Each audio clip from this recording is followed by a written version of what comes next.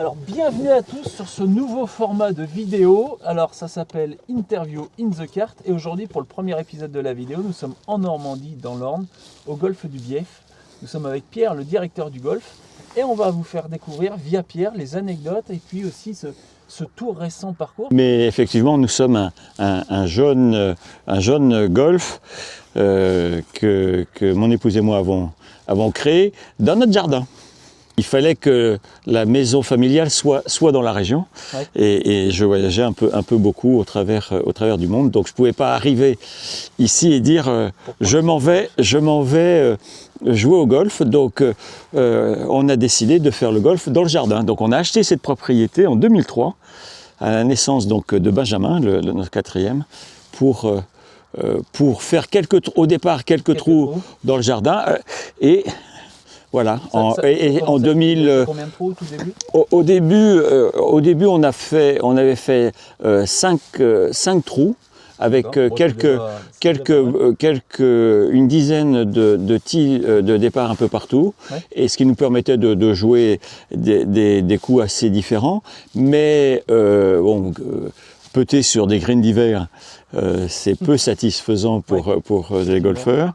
Donc c'est pour cela qu'on a ouvert, les 9 premiers trous ont été ouverts en juillet 2013. 2013, d'accord. Donc, la troisième, on a fait une deuxième tranche en 2015. Et la dernière tranche s'est faite pendant le confinement du Covid avec une ouverture en août 21. D'un parcours de 18 trous, alors, dont l'architecte est Stuart Hallett. Alors Stuart, en 2003, débarquait de son Angleterre natale dans le Pays Basque. Et j'ai un beau-frère qui est Jean-Ignace Mouika, que les vice-champions du monde amateur, on n'en a pas beaucoup de vice-champions du monde amateur en Australie, qui a été directeur, qui est né sur le golfe de Chantaco et qui a été directeur d'Isabella et de la Queue en Yvelines, et qui m'a permis de réunir une équipe de très grands professionnels, donc Stuart Hallett comme architecte, Noël Gabard qui a été le greenkeeper de Saint-Cloud et qui est un shaper extraordinaire, et un fontainier qui est Jean-Pierre Lemaire. Alors tous ces gens sont presque ou tous en retraite maintenant, mais c'est grâce à cette équipe et un entrepreneur de travaux publics qui est sur le terrain quelque part, Jean-Marc Claes, qui est lui aussi à la retraite, mais grâce à cette équipe, on a réussi à faire quelque chose qui j'ai le syndrome du vendeur de voitures, hein, mais qui est très très réussi. C'est un par 70 où nous avons 6 par 3. Et dans le cahier des charges qui avait été donné à Stuart, c'était... alors je suis pharmacien biologiste de formation, et je me prétends écologiste, donc on n'a rien amené, rien enlevé, on a déplacé.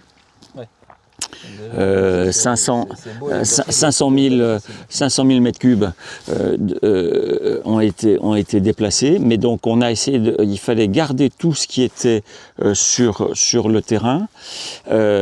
L'autre consigne donnée à Stuart, c'était il faut utiliser tous les clubs du sac. Donc nous avons 6 par 3, 3 petits, 3 grands, donc il y a 3 grands qui font 190 mètres, qui sont des beaux par 3, mais on a aussi des par 3 qui font 100 mètres, donc nous avons pareil des petits par 4 de 300 mètres, 320 mètres, mais des grands par 4 de 400 mètres, et 4 par 5, 2 par 5 petits. Alors là nous sommes, vous voyez la mire du trou numéro 9 qui est un par 5 qui fait 430 mètres avec un greener descente. Cependant il y a beaucoup de hors-limite autour du green. Et le 15 est pareil, c'est un petit par 5 mais avec un green en 1000. Ouais, donc là c'est pareil, si vous voulez l'attaquer en deux, vous pouvez, à vos risques et périls. Donc Enfin, on joue franchement tous les clubs du Sac. Et c'était voulu, voilà, un des objectifs. Et l'avantage, c'est que ça, on a la variété du tracé. Je peux en parler parce que j'ai déjà fait une fois et ça a été un plaisir. Et on a la variété du tracé. Et puis l'avantage de la variété du tracé, c'est aussi de ne pas s'ennuyer et également de pouvoir avoir un public de joueuses et de joueurs de tous Voilà. niveaux. Et c'est ça. Et on a des blancs en compétition, et j'ai quelques neveux qui sont négatifs. Ils n'ont jamais réussi. C'est mon fils qui a le record du parcours avec un +3. On n'a jamais réussi à battre le par en compétition. Mais dès qu'on passe au jaune, au bleu ou au rouge, on arrive à avoir un parcours qui est beaucoup plus, enfin très accessible, enfin, où on s'amuse. On a 3 ambiances très différentes sur le parcours. Là, on est sur la hauteur. Alors avec la brume, on ne voit pas très bien, mais nous sommes sur un lieu historique qui est la fin de la bataille de Normandie, la poche de Falaise-Chambois, hein, et les arbres que vous voyez là-bas au fond, les peupliers, c'est la rivière la Dive. C'est ça qui a arrêté les Allemands lors de leur retraite à la fin de la bataille. Et donc on a en bas une approche. On laisse balader un petit peu sur le parcours aussi. Des images de drone, quelques images que je vais vous ajouter. Donc le bas c'est la vallée de la Dive. On a plutôt dans une ambiance parc. Ici, c'est sur le haut de la colline, on appelle ça l'Écosse, parce qu'on a toujours du vent et il y a un aspect qui est beaucoup plus lynx qu'autre chose. Et après, on a tous les trous avec l'eau et les étangs, donc qui sont une ambiance là aussi très différente. Et puis l'avantage, c'est qu'on voit qu'on a du dénivelé. Donc ça, c'est vraiment sympa pour le jeu avec les montées, les descentes, etc. Sans que ça soit très, trop, c'est ça. Voilà, on va avoir 3 fois la montée d'une vingtaine de mètres, mais bien sûr, on joue beaucoup avec ces dénivelés.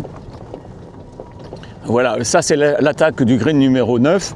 Où hors limite à droite le practice, hors limite à gauche la haie, hors limite derrière. Donc c'est. Vous avez sur place un practice, vous avez un putting green aussi derrière. Un putting green, c'est ça. Le putting green avec un bunker et on a un tennis aussi pour les membres. On a 3 zones d'entraînement.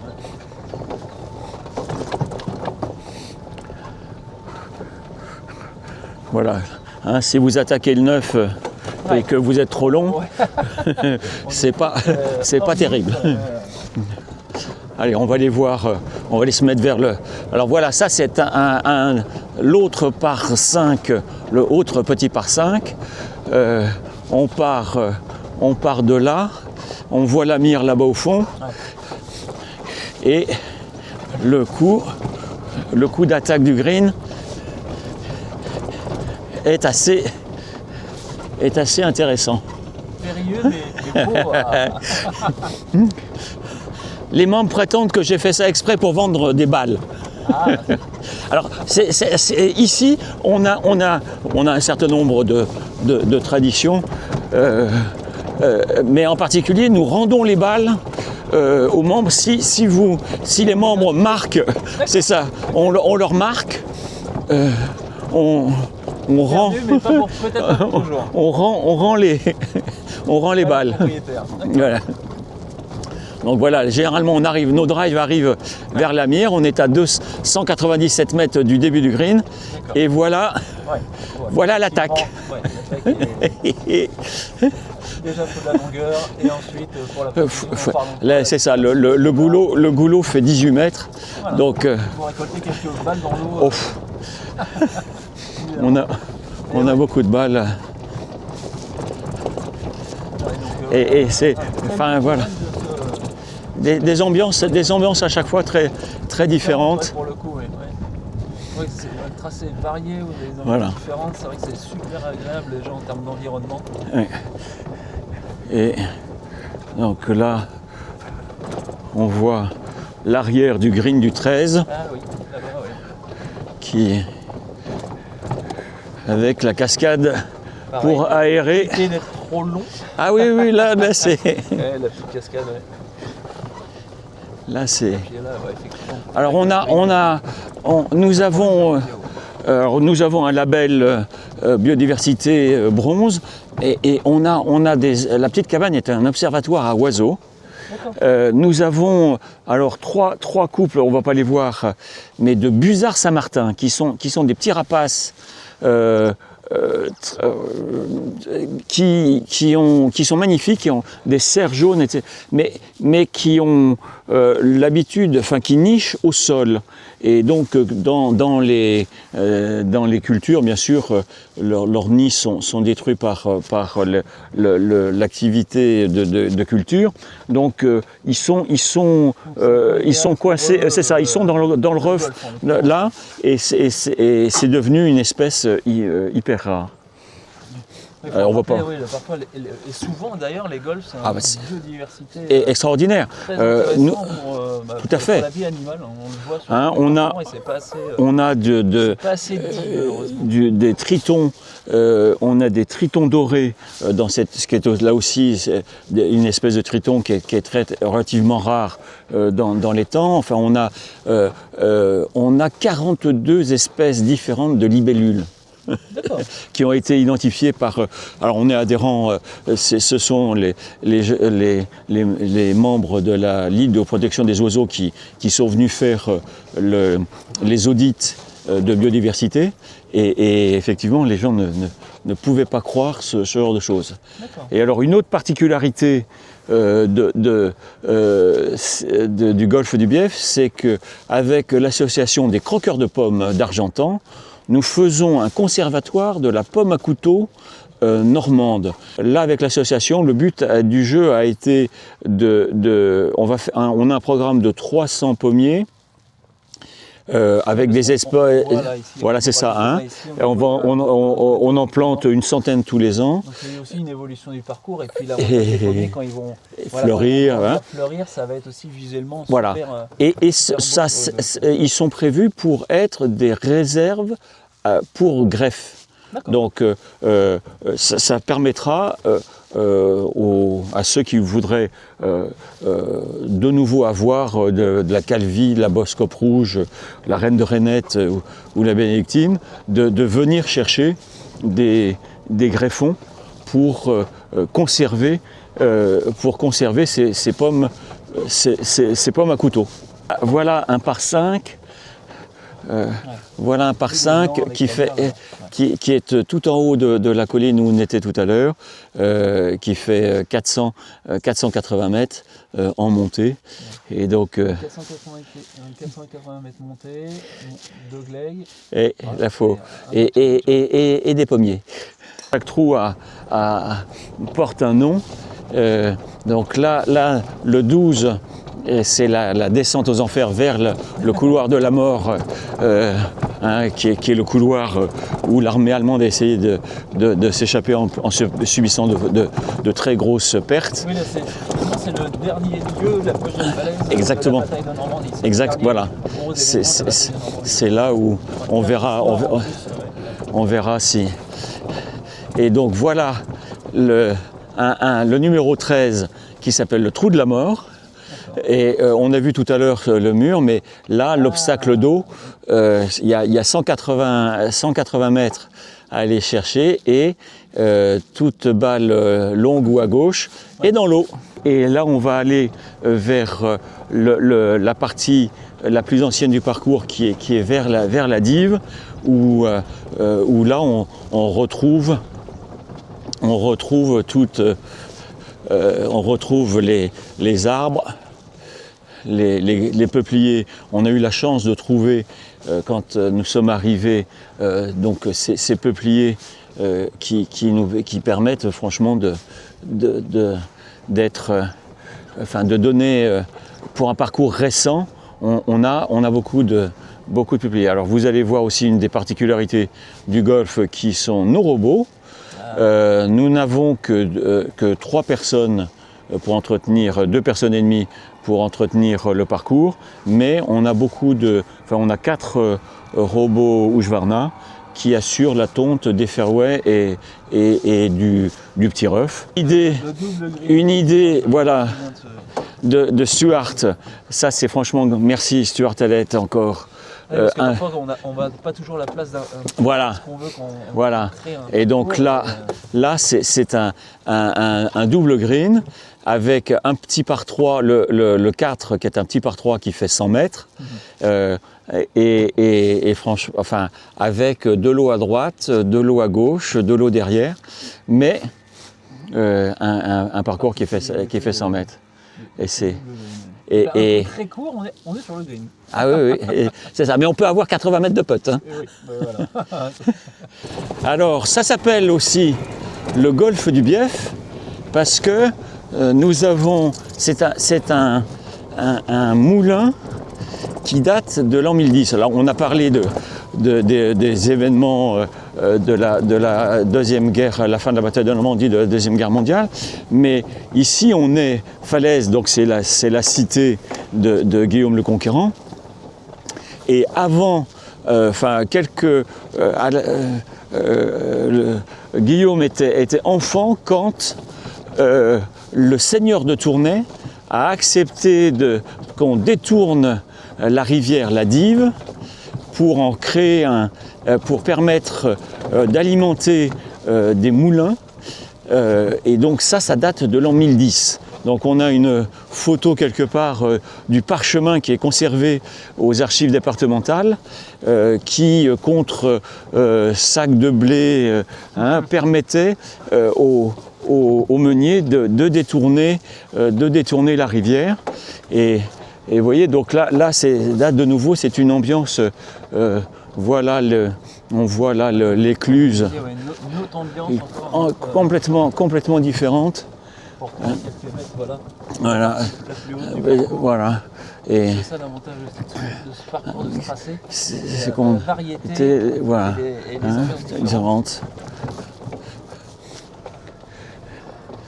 On a quelques vieilles fermes autour du parcours. La partie un petit peu plus de l'origine du parcours, tout à fait. Là, les premiers trous, là c'est le green du 2, c'est les 6 hectares du bas ont été les trous sur lesquels nous avons fait les tout premiers trous. Et là, donc on est très proche bien sûr de la Dive, hein, la rivière est là. Et pour le golfeur, je dis toujours, c'est ça qui a arrêté les Allemands. Donc quand vous voyez des peupliers, c'est mauvais signe. Golfeur, méfiez-vous de la rivière. Et là, c'est le 1 et on voit des herbes de la pampa et des buis en face. Ça, c'est le départ du trou numéro 2 qui est surnommé le départ du jardin. Parce que là, on est carrément dans le jardin de la maison. Et le 2 est un petit par 3 qui fait 320 mètres. Alors on va faire, voilà, on est là, mais où vous avez, on voit le green là-bas au fond à droite, mais où vous avez la rivière sur la droite et les bambous sur la gauche. Donc balle dans les bambous, c'est balle perdue. Hein. Donc, mais c'est effectivement... Là, on a une ambiance plus parc, jardin d'ornement, plutôt que les links ou le côté beaucoup plus campagne de l'autre côté. Là, voilà le superbe départ. Ah, voilà le trou numéro 1. Qui met déjà dans l'ambiance. Avec les poules d'eau, avec... Vraiment super beau. Et alors quand on est arrivé, dès que nous sommes arrivés, on savait que pour arroser le golf, ici, nous n'arrosons que les tees et les greens.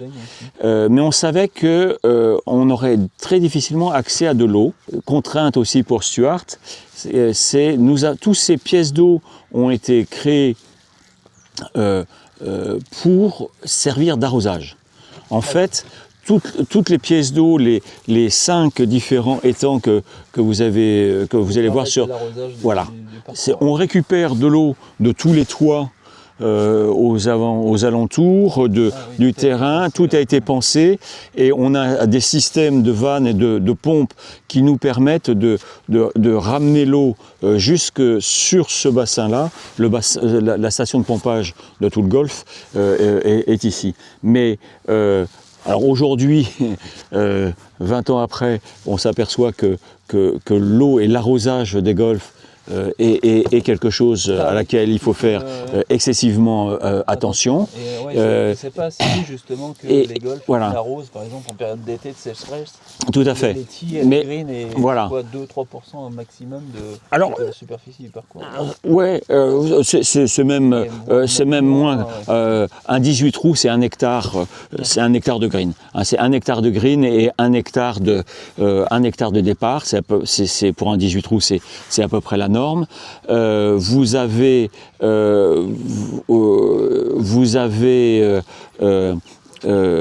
en termes de mètres cubes pour arroser un parcours, si vous ne faites que les départs et les greens, c'est environ c'est de 10 à 15 000 mètres cubes par an. Terrain de foot du Parc des Princes consomme 100 000 mètres cubes par an, hein, pour donner. Mais le golf est souvent pointé du doigt par méconnaissance justement de ce qui est mis en œuvre. Par prise en compte de chiffres de golf américains. Oui. Font des choses complètement différentes que ce que l'on trouve en Europe ou en France en particulier. Ici, nous occupons tout compris 34 hectares, ce qui est relativement petit, mais c'était voulu pour que le golf soit économiquement à relativement faible budget. Ouais. Un parcours normal, 18 trous, c'est 50 hectares. Donc, si vous voulez, c'est pour ça qu'on est à 4% de surface arrosée. Et pour l'avoir joué, il est assez compact, sans avoir les travers d'un golf compact, c'est-à-dire avoir un green très proche d'un départ, qui peut parfois gêner. On se dit, mince, si on dévisse, on va tirer sur le départ. Non. Et voilà, ça a été pensé de manière à avoir quand même des départs décalés. Il est compact, mais il n'a pas ce travers-là du compact. Tout à fait. Qui peut gêner parce qu'on voit aussi les joueurs de la partie suivante, etc. Voilà. Donc ça aussi, c'est un vrai avantage.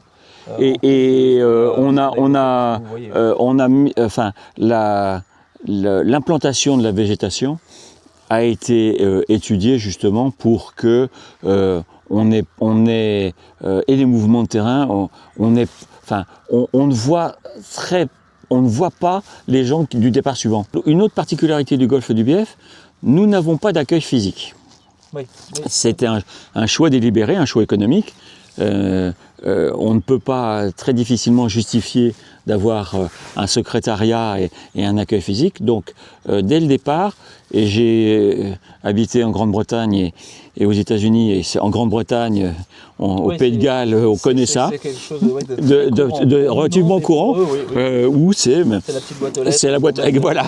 On met ces quelques livres hein, et on va jouer. Et donc là, on a fait la même chose.